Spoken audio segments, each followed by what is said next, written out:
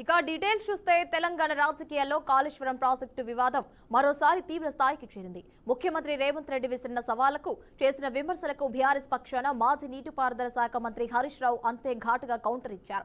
కాంగ్రెస్ ప్రభుత్వంపై ఆయన సాంకేతిక ఆధారాలతో విరుచుకుపడ్డారు. ఈ సందర్భంగా సీఎం రేవంత్ రెడ్డికి సవాళ్లు విసిరారు. కేవలం 3 నెలల పాటు ఇరిగేషన్ శాఖను అయితే అప్పగించాలని కోరారు. నిబంధనల ప్రకారం క్షేత్రస్థాయి ఇంజనీరింగ్ పద్ధతుల్లో నీళ్లు ఎలా ఎత్తిపోయాలో, రైతులకు నీళ్లు ఎలా తేవాలో తాను ప్రాక్టికల్ గా చూపిస్తానన్నారు. దీంతో అధికార ప్రతిపక్షాల మధ్య నీటి యుద్ధమే అయితే కొనసాగుతోందని చెప్పాలి. ఇక ఇదే అంశానికి సంబంధించి మరింత సమాచారాన్ని మా బీఆర్కే ప్రతినిధి పుల్లారావు అందిస్తారు. పుల్లారావు, చెప్పండి, అంశానికి సంబంధించి అప్డేట్స్ ఏంటి? కాళేశ్వరం ప్రాజెక్టు విషయంలో బీఆర్ఎస్ పార్టీ అదేవిధంగా కాంగ్రెస్ పార్టీల మధ్య మాత్రం వివాదం రోజు రోజుకి ముదిరిపోతున్న పరిస్థితి నెలకొందని చెప్పవచ్చు. ముఖ్యంగా ఇటీవల కాలంలో కాంగ్రెస్ పార్టీకి సంబంధించినటువంటి భారీ నీటిపారుదల శాఖ మంత్రి ఉత్తమ్ కుమార్ రెడ్డి, అదేవిధంగా సీఎం రేవంత్ రెడ్డి కాళేశ్వరం ప్రాజెక్టు అనేది బీఆర్ఎస్ పార్టీకి సంబంధించేసి వారికి లాభాలను చేకూర్చే ప్రాజెక్టు గా మాత్రం మిగిలిపోయింది, ప్రజలకు పూర్తిస్థాయిలో నష్టాలు మిగిలిచే ప్రాజెక్టు గా మిగిలిపోయిందని చెప్పడం జరిగింది. అదే అనేక సందర్భాల్లో కూడా కాళేశ్వరం ప్రాజెక్టు కాస్త కూలేశ్వరం ప్రాజెక్టు గా మారిందని చెప్పేసి కూడా బీఆర్ఎస్ పార్టీపై దుమ్మెత్తి పూసిన నేపథ్యం అయితే ఉంది. సో ఇదే విషయానికి సంబంధించేసి రేవంత్ రెడ్డి కొన్ని కీలకమైనటువంటి వ్యాఖ్యలు కూడా చేసిన నేపథ్యంపై చూడండి. గత ప్రభుత్వం దాదాపు 1,10,000 కోట్ల రూపాయల ప్రజా ధనాన్ని దుర్వినియోగం చేసేసి మొత్తం కూడా నీటి పాలు చేసిందని చెప్పేసి కూడా ఆయన ఘాటుగా విమర్శలు చేసిన నేపథ్యం.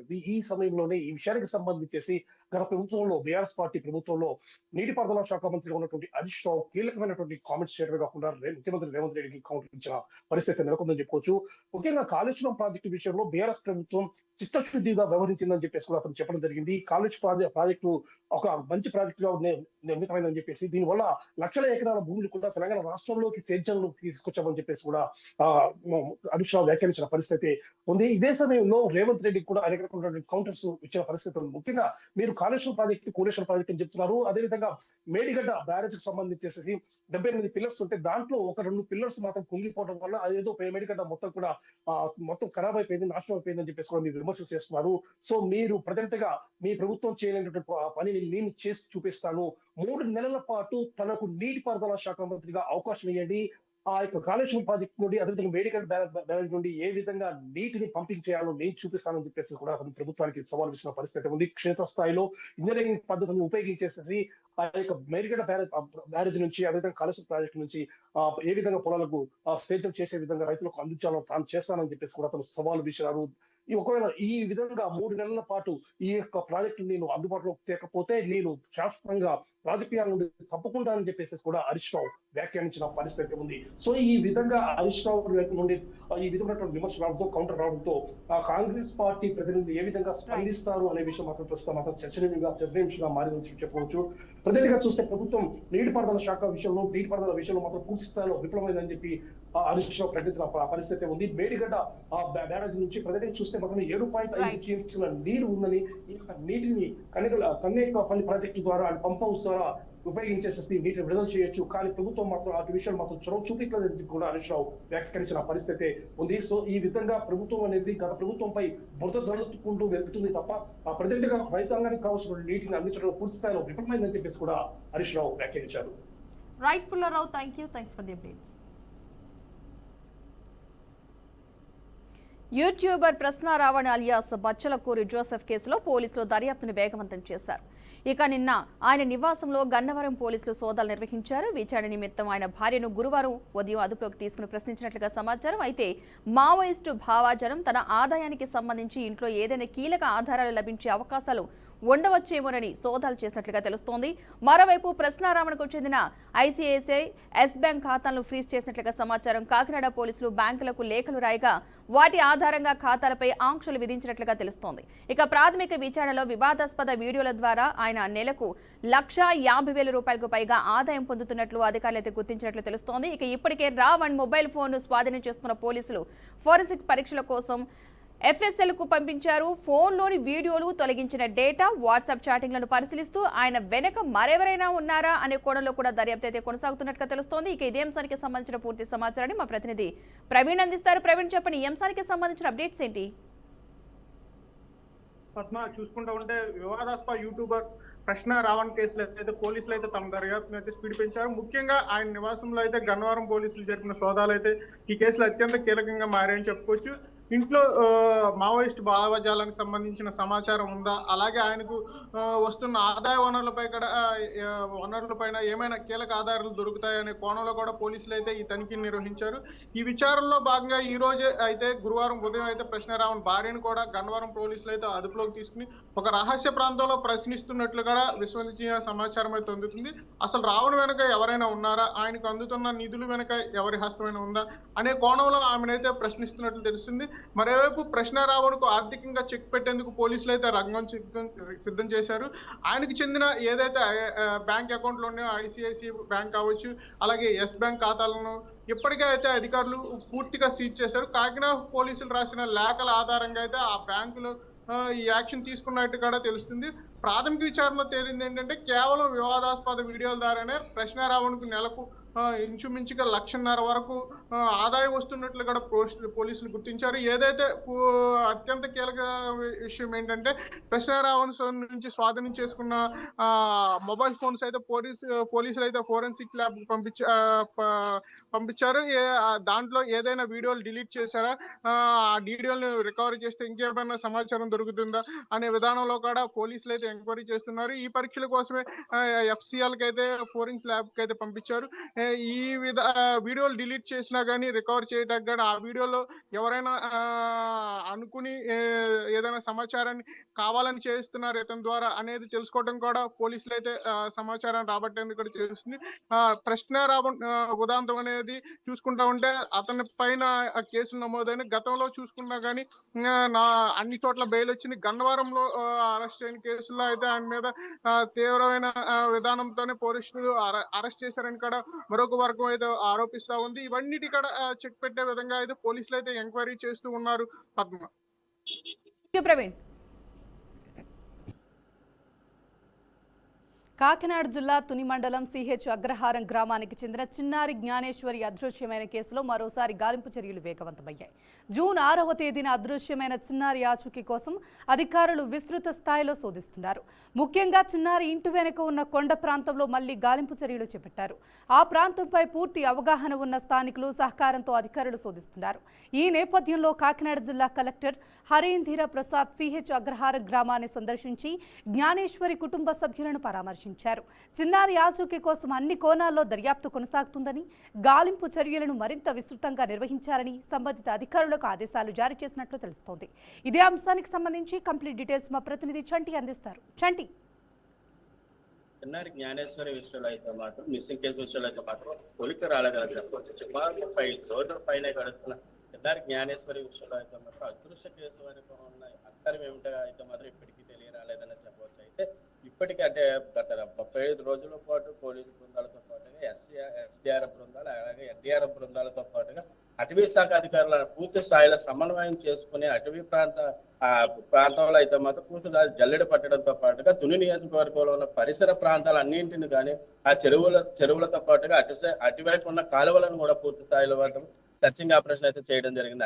దాంతో పాటుగా తుని నియోజకవర్గం ఉన్న యాంత్రిక పరికరాలతో పాటుగా పోలీస్ యంత్రాంగం వద్ద ఉన్న అత్యాధునిక పరిజ్ఞానాన్ని పూర్తి స్థాయిలో వినియోగించుకుని, అంటే నిఘా కెమెరాలు, అలాగే పూర్తి స్థాయిలో ఎక్కడికక్కడ ఏం జరిగిందనే దానిపై అయితే మాత్రం కిడ్నాప్ కోణంలో రెండో వైపు కూడా చిన్నారి మిస్సింగ్ కేసు విషయంలో అయితే మాత్రం పూర్తి స్థాయిలో అయితే మాత్రం తనిఖీలు చేపట్టినా కానీ జ్ఞానేశ్వరి విషయంలో అయితే మాత్రం ఒక కొలిక్కి రాలేదని చెప్పవచ్చు. అయితే బంధువులు మొన్నటి రోజునైతే ఒక కారునైతే మాత్రం ఇది ఒక కారుపై అనుమానాలు వ్యక్తం చేయగా ఆ కారు విషయంలో కూడా అయితే మాత్రం పూర్తి దాని వెనక కూడా ఏమీ లేదని అయితే మాత్రం పోలీసులు అయితే మాత్రం ఒక ప్రకటన కూడా విడుదల చేశారు. అయితే ఒకసారి తండ్రి అయితే మాత్రం ఏజెన్సీ ప్రాంతంలో తప్పిపోతుంది అటువైపు కానీ కిడ్నాప్ చేశారన్న సంఘటనలో అటు సైడ్ కూడా పోస్టర్లు కూడా అంటించి తమ ఆవేదనను వ్యక్తం చేస్తూ కూడా తన చిన్నారి జ్ఞానేశ్వరి విషయంలో అయితే మాత్రం ఏజెన్సీ ప్రాంతాల్లో కూడా పోస్టర్లు కూడా అంటించి కూడా తమ చిన్నారి కేసులు అయితే మాత్రం కుటుంబ సభ్యులు కూడా వెతకడం ప్రారంభించారని చెప్పవచ్చు. అయితే ఎన్ని ఒకైతే అయితే మరొకసారి అయితే మాత్రం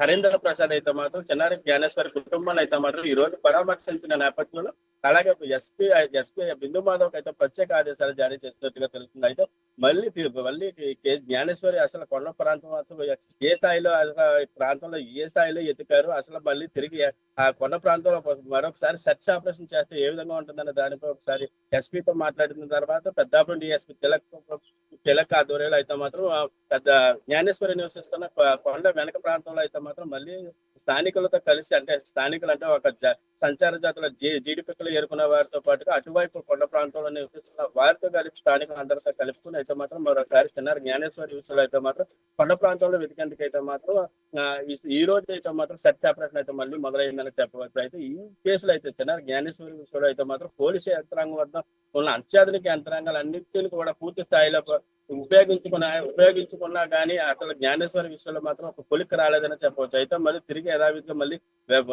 సెర్చింగ్ ఆపరేషన్ మళ్ళీ మొదలెట్టడం కంటే ముందు పోలీసులు అసలు తెరవైన కొండ ప్రాంతంలో అసలు అటవీ శాఖ అధికారులను సమన్వయం చేసుకుని అసలు వెతకడం ప్రారంభించారా, లేకపోతే తూతూ మంత్రంగా వెతకడం మాత్రం మళ్ళీ కలెక్టర్ హరీంద్ర ప్రసాద్ మళ్ళీ పనులు తనిఖీలు మళ్ళీ వేగవంతం చేయడం పట్ల ఏంటనే దానిపై ఒక స్పష్టత రాకపోయినప్పటికీ మళ్ళీ తనిఖీలు వేగవంతం చేయడం అయితే మాత్రం స్థానికులు అయితే మాత్రం ఆనందం వ్యక్తం చేస్తున్నారని చెప్పవచ్చు. అయితే గత కాలంగా వర్ష ప్రభావం నేపథ్యంలో అయితే మాత్రం చిన్నారి జ్ఞానేశ్వరి విషయంలో అయితే మాత్రం సర్చింగ్ ఆపరేషన్ అయితే మాత్రం తగ్గుముఖం పట్టినప్పటికీ అయితే మరొకసారి అయితే మాత్రం కలెక్టర్ ఆదేశాలతో అయితే మాత్రం ముందుకు సాగుతుందని చెప్పవచ్చు. అయితే ఒక పక్కన అయితే మాత్రం ఏపీ డిప్యూటీ సీఎం అయితే మాత్రం చిన్నారి జ్ఞానేశ్వరి విషయంలో అయితే ఆదేశాలు జారీ చేసిన, అలాగే హోంమంత్రి అనిత కూడా కుటుంబాన్ని అయితే మనం పరామర్శించిన నేపథ్యంలో అయితే కలెక్టర్ కూడా ఈ రోజు అయితే మాత్రం కుటుంబానికి అయితే మాత్రం పూర్తి స్థాయిలో సహాయక చర్యలు అయితే చేపట్టడం జరుగుతుందని, ఆ తర్వాత ఆర్థిక సహాయం కూడా కుటుంబానికి అందజేయడం జరుగుతుందని అయితే చెప్తా ఉన్నారు. అయితే జ్ఞానేశ్వరి దొరికేంత వరకు అయితే మాత్రం ఈ పూర్తి స్థాయిలో అయితే మాత్రం ఈ సర్చింగ్ ఆపరేషన్ అయితే ఆపడం జరగదని అయితే మాత్రం కలెక్టర్ ఈ రోజు అయితే మాత్రం తన కుటుంబానికి అయితే మాత్రం పూర్తి స్థాయిలో భరోసా ఇవ్వడం జరిగింది. అంటే ఈ క్షణంలో అయితే మాత్రం జ్ఞానేశ్వరి విషయంలో అయితే మాత్రం పూర్తి స్థాయిలో జల్లెడ పెట్టేందుకు అయితే మాత్రం పోలీసు వర్గాలు అయితే మరొకసారి అయితే మాత్రం అటవీ ప్రాంతంలో అయితే మాత్రం సర్చింగ్ ఆపరేషన్ అయితే మాత్రం కొనసాగుతుందని చెప్పొచ్చు. Thank you Chanti, thanks for this update. ఏపీలో రాజకీయాలు సంచలనం రేపుతున్నాయి. నిన్న ఆళ్లగడ్డలో భూమా అఖిలప్రియ వర్సెస్ గంగుల వివాదం ముగియక ముందే అనంతపురంలో మరో వివాదం రాజుకుంది. రాప్తాడులో హైటెన్షన్ నెలకొంది. ఎమ్మెల్యే పరిటాల ఫ్యామిలీ తనను చంపేందుకు ప్రయత్నం చేస్తోందని మాజీ ఎమ్మెల్యే వైసీపీ నేత తోపుదుర్తి ప్రకాష్ రెడ్డి చేసిన ఆరోపణలతో అక్కడి టీడీపీ నేతలు బక్కుమన్నారు. తోపుదుర్తి చేసిన ఆరోపణలను నిరూపించాలి అంటూ పరిటాల శ్రీరామ్ సవాల్ విసిరారు. దీంతో తోపుదుర్తి వర్సెస్ పరిటాల పరిస్థితి మారింది. ఇక తనపై చేసిన ఆరోపణలను నిరూపించకపోతే చెప్పుతో కొడతానని తోపుదుర్తిని ఎంఎస్ రాజు అయితే హెచ్చరించారు. అవసరమైతే తోపుదుర్తి ఇంటికి వెళ్తానని కూడా ఎంఎస్ రాజు హెచ్చరించారు. ఈ నేపథ్యంలో తోపుదుర్తి కూడా తన నివాసంలోనైతే కార్యకర్తలతో సమావేశం అయితే ఏర్పాటు చేశారు. దీంతో పోలీసులు అప్రమత్తమయ్యారు. తోపుదుర్తి ఇంటి ముందు వద్దకు వెళ్లారు. ఇక ఈ మేరకు అక్కడ ఉద్రిక్తత పరిస్థితులు నెలకొన్నాయి. పోలీసులను తోపుదుర్తి అయితే అడ్డుకున్నారు. ఇక పోలీసులతో వాగ్వాదానికి దిగారు. అయితే తోపుదుర్తి ఇంట్లో కంకర రాళ్లు, ముఖ్యంగా ఖాళీ బీర్ బాటిళ్లు కలకలం రేపాయి. ఈ నేపథ్యంలో పోలీసులు తోపుదుర్తి ప్రకాష్ రెడ్డిని అరెస్ట్ చేశారు. రైట్, ఇక ఇదే అంశానికి సంబంధించి మరింత సమాచారాన్ని మా బీఆర్కే ప్రతినిధి సుధీర్ అందిస్తారు. సుధీర్, చెప్పండి, అంశానికి సంబంధించి అప్డేట్స్ ఏంటి?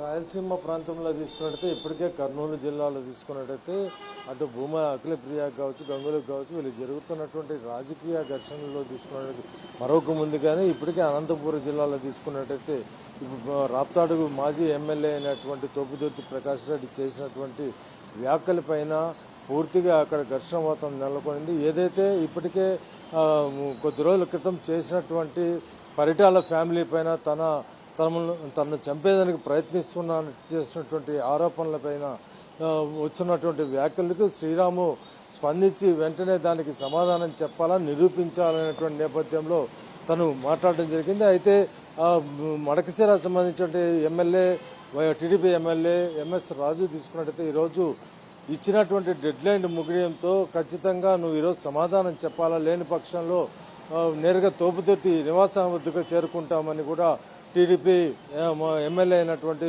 ఎంఎస్ రాజు అలాగే కార్యకర్తలంతా కూడా అక్కడ బయలుదేరడానికి సిద్ధమయ్యారు.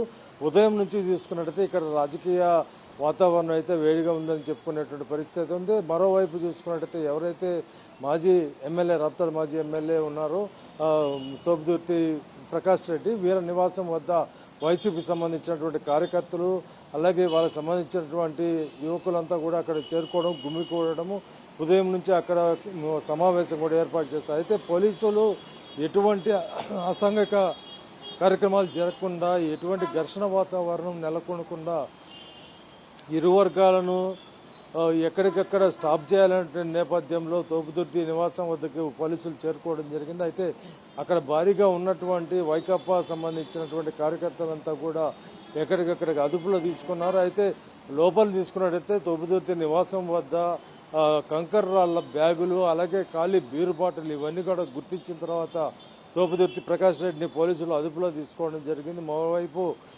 ఈ మడకశిర నుంచి బయలుదేరినటువంటి ఎంఎస్ రాజుని అలాగే వాళ్ళకి సంబంధించినటువంటి కార్యకర్తలంతా కూడా అక్కడికే నిలిపివేసి పరిస్థితి ఉద్రిక్తం కాకుండా రెండు వర్గాలు కలిసిన తర్వాత ఘర్షణ వాతావరణం నెలకొనేటువంటి పరిస్థితి ఉందనేటువంటి అంశంలో పోలీసులు చాలా జాగ్రత్త తీసుకుని రెండు వర్గాలను కూడా ఎక్కడికక్కడికి కట్టుదిట్టం చేసి ప్రస్తుతానికి ఈ యొక్క మా తోపుదుర్తి ప్రకాష్ రెడ్డిని అయితే అదుపులో తీసుకున్నటువంటి పరిస్థితి నెలకొంది. Varsha right Sudheer, thanks for the updates. Telangana రాజకీయాల్లో మంత్రి కొండా సురేఖ వర్సెస్ ఎమ్మెల్యే కడియం శ్రీహరి మధ్య వివాదం ముదురుతోంది. పరస్పర విమర్శలతో సిచ్యువేషన్ మరింత పీక్స్ కు చేరుకుంటోంది. సురేఖ నిర్వహిస్తున్న శాఖలో కడియం వేలు పెడుతున్నాడంటూ ఇది పద్ధతి కాదంటూ హైకమాండ్ కు కంప్లైంట్ చేశారు సురేఖ. ఏకంగా రేవంత్ రెడ్డితో పాటు ఏఐసీసీకి లేఖలు రాయడం సంచలనంగా మారింది. ఇక దీనిపై స్పందించిన కడియం మంత్రి తనను తప్పుగా అర్థం చేసుకున్నారని, తాను ఎలాంటి తప్పు చేయలేదని, ఈ విషయంలో వివరణ ఇవ్వాల్సిన అవసరం లేదని స్పష్టం చేశారు. ఇక వీళ్ళిద్దరి వివాదంపై టీపీసీసీ చీఫ్ స్పందించారు. త్వరలో ఈ సమస్యకు ఎండ్ కార్డ్ పడుతుందని మహేష్ కు తెలిపారు. ఇక ఈ వ్యవహారంపై సీఎం రేవంత్ ఇప్పటిదాకా ఎలాంటి స్పందించడం లేదు. ఇదే అంశానికి సంబంధించిన పూర్తి సమాచారాన్ని మా ప్రతినిధి రవీంద్ర అందిస్తారు. రవీంద్ర,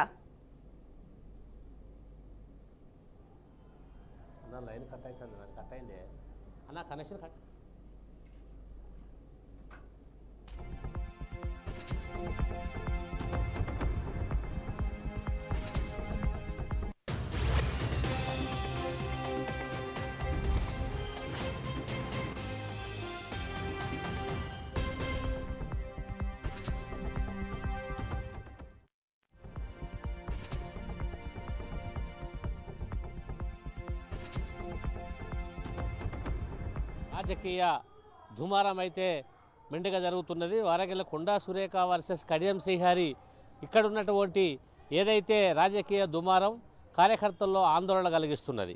మొత్తం మీద చూసినట్లయితే కనుక ఇక్కడ ఏదైతే కొండా సురేఖ తన యొక్క శాఖలో శాసనసభ్యులు వరంగల్ స్టేషన్ కాన్పూర్ ఎమ్మెల్యే కడియం శ్రీహరి అల్లో ఇన్వాల్వ్మెంట్ అవ్వడం, ఏదైతే రాష్ట్ర డైరెక్టర్ను పిలిచి ఉమ్మడి జిల్లాలో ఉన్నటువంటి దేవాలయాల మాస్టర్ ప్లాన్ ఏదైతే ఉందో అది ఇవ్వాలని హుకుం జారీ చేసినట్టుగా కొండా సురేఖ వదంతులు అయితే చెప్తున్నారు. మొత్తం మీద కొండా సురేఖ ఈ నేపథ్యంలో నా శాఖలో తన ఆధిపత్యం ఏంటి, నా శాఖలో తన యొక్క ఇన్వాల్వ్మెంట్ ఏంటి, అధికారులను అందరినీ పిలిచి ఆయన సమీక్షా సమావేశం నిర్వహించడం పైన అదే దానిపైన సీరియస్ అయి అధిష్టానాలకు 3 పేజీల లేఖ రాయడం, ఆ లేఖ రాయడంలో అధిష్టానికి వాళ్ళకి తెలియపరచడం, ఢిల్లీకి పంపడం, ఆ తర్వాత రాష్ట్ర ముఖ్యమంత్రి పిసిసి ప్రెసిడెంట్కి ఇవ్వడం జరిగింది. మొత్తం మీద ఇది హాట్ టాపిక్. గతంలో కూడా ఇక్కడ సమీక్షా సమావేశాలలో సురేఖను ఏక ఆమెను చేయడానికి మంత్రి పదవి నుంచి దృష్టిలో పెట్టుకొని ఇదే కడియం శ్రీహరి గతంలో ఉమ్మడి జిల్లాలో ఉన్న స్థానిక సభ్యులందరినీ ఒకటి తాటిపైకి తీసుకొచ్చి ఈమె మీద కంప్లైంట్ చేయడం అనేది కొండా సురేఖ మీద కక్ష కట్టి వాళ్ళు అక్కడ ఉన్నటువంటి ఆమె పైన కక్ష కట్టి చేసింది అనేది ఆరోపణలున్నాయి. ఈ మధ్యకాలంలోనే వీళ్ళంతా ఇవన్నీ ఎత్తులు పై ఎత్తులు కాకుండా మనము ఒక్కతాటిపైన ఉండాలి, ఉమ్మడి జిల్లా నేతలంతా కలిసికట్టుగా ఉండాలని ఒక ప్రామాణికం అయితే చేసుకోవడం జరిగింది. చేసుకున్నటువంటి 15 రోజులలోనే ఉదంతం మళ్ళీ వెలుగులోకి వచ్చింది. మొత్తం మీద చూసినట్లయితే కనుక ఇది ఒక హాట్ టాపిక్గా జిల్లాలో సంచలనంగా నిలరేపుతున్నది. ఎక్కడ ఉన్నటువంటి కాంగ్రెస్ నేత ఆరోపిస్తున్న కడియం శ్రీహరి గారు ఎక్కడైతే ఏ పార్టీలో ఉన్నా కానీ కుట్రతో కూడినటువంటి నేతగానే చెప్పుకుంటున్నారు. ఎక్కడైనా సరే తెలుగుదేశంలో ఉన్నా సరే అప్పుడు ఎన్టీ రామారావు ముఖ్యమంత్రి ఉన్న నేపథ్యంలో ప్రణయ్ భాస్కర్ వర్సెస్ కడియం శ్రీహరి, బీఆర్ఎస్లో ఉంటే తాటికొండ రాజయ్య వర్సెస్ కడియం శ్రీహరి, ఇప్పుడు ఏమో కాంగ్రెస్లోకి వచ్చిన తర్వాత కూడా ఇప్పుడు కొండా సురేఖ వర్సెస్ కడియం శ్రీహరి. ఎక్కడ ఏ పార్టీలో ఉన్నప్పటికీ కూడా ఒక అభియోగం అయితే ఉన్నది. ఎన్నుపోటు పొడిచే నేతగా అభివర్ణిస్తున్నారు కాంగ్రెస్ నేతలైతే. మొత్తం మీద కొండా సురేఖ ఆ శాఖలో ఆధిపత్యం చెలాయించడం పైన ఆమె జీర్ణించుకోలేనటువంటి పరిస్థితిలో ఉన్నారు. మొత్తం మీద అధిష్టానం ఎవరిపైన ఏం చర్య తీసుకుంటుంది, ఏ నేపథ్యంలో ఆమెకు అండగా నిలుస్తున్నారనేది మనం వేచి చూడాలి. కాంగ్రెస్ కార్యకర్తలు అయితే మొత్తం మీద ఆ శాఖలో అయితే మొత్తం ఎమ్మెల్యే కూడా ప్రతి ఎమ్మెల్యే కూడా అందులో ఇన్వాల్వ్మెంట్ అవుతున్నారు అనేది అయితే ఆమె ఆరోపణ చేస్తున్నారు. Right, thank you Ravindra. Hyderabad లో సంచలనం సృష్టించిన ఫోక్సో కేసులో బండి భగీరథ్ కు తెలంగాణ హైకోర్టు బెయిల్ మంజూరు చేసింది. దర్యాప్తునకు సహకరించాలని, సాక్షులను ప్రభావితం చేయకూడదని కోర్టు ఆదేశాలు జారీ చేసింది. 2 ష్యూరిటీలు ₹1,00,000 పూచీకత్తుతో బెయిల్ ఇస్తూ ఉత్తర్వులు జారీ చేసింది. ఇదే అంశానికి సంబంధించి కంప్లీట్ డీటెయిల్స్ మా రీజనల్ కోఆర్డినేటర్ వెంకటరెడ్డి అందిస్తారు. వెంకటరెడ్డి. Good evening Srivarma. తెలంగాణలో సంచలనం సృష్టించినటువంటి సాయి భగీరథకు సంబంధించినటువంటి పోక్సో కేసులో తీవ్ర ఉత్కంఠకైతే తెరబడింది. తెలంగాణ హైకోర్టు భగీరథకు బెయిల్ ఇస్తూ కూడా ఇక ₹1,00,000 పూచికత్తుతో పాటు 2 ష్యూరిటీలను కూడా తీసుకొని సాక్షులను ఎక్కడ ప్రభావితం చేయకూడదు, అదేవిధంగా బాధితురాలని ఎక్కడ బెదిరింపులకు గురి చేయకూడదు అనేటువంటి నిబంధనలు విధిస్తూ కూడా బెయిల్ అయితే శాంక్షన్ చేసింది. ప్రస్తుతం ఇక 54 రోజులుగా చర్లపల్లి జైల్లో ఉన్నటువంటి సాయి భగీరథ్ కేసుకు సంబంధించి కూడా ఇప్పటికే పోక్సో కేసు నమోదు చేయడానికంటే ముందే పోలీసులు ఇక మధ్యంతర బెయిల్పై ఇక అప్లికేషన్ పెట్టుకున్నటువంటి సాయి భగీరథ్ని పోలీస్ కస్టడీ తీసుకోవడమే కాకుండా సీన్ రీకన్స్ట్రక్షన్ కోసం కూడా గత 3 ప్రాంతాల్లో 3 రోజుల పాటు అయితే విచారణ కొనసాగించారు. సాంకేతిక ఆధారాలతో పాటు డిజిటల్ ఎవిడెన్స్లు అన్నింటినీ కూడా కోర్టుకు సబ్మిట్ చేయడమే కాకుండా భగీరథకు బెయిల్ ఇస్తే ఖచ్చితంగా ఈ కేసును ప్రభావితం చేస్తారంటూ కూడా వాదిస్తూ వస్తున్నారు.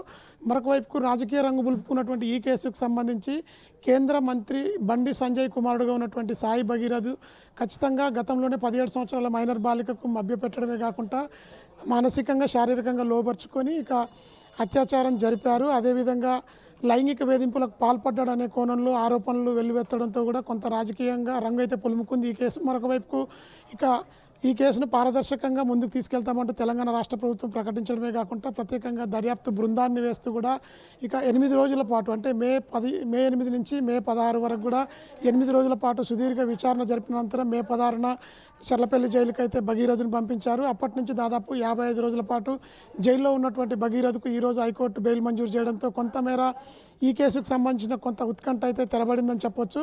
ఇక రాబోయే రోజుల్లో అంటే 90 రోజుల లోపల ఛార్జ్షీట్ వేసేందుకు ఓవైపుకు తెలంగాణ పోలీసు సర్వం సిద్ధం చేసుకుంటుండడంతో ఇక ఈ కేసుకు సంబంధించి కూడా పోక్సో కేసులో ఎలాంటి ఆధారాలు లేకుండా నిరాధారమైన ఆరోపణలు చేసుకుంటూ కూడా ఈ కేసుని రాజకీయ రంగు పులిమించి కుట్రపూరితంగా కూడా ఈ కేసు పెట్టారంటూ భగీరథకు సంబంధించినటువంటి అడ్వకేట్ల బృందం అయితే వాదిస్తూ వస్తుంది. దీనికి సంబంధించి రాబోయే రోజుల్లో విచారణ కొనసాగించేందుకు ఓవైపుకి అయితే సర్వం సిద్ధమవుతున్న పరిస్థితి అయితే ఉంది. Thank you Venkatareddy.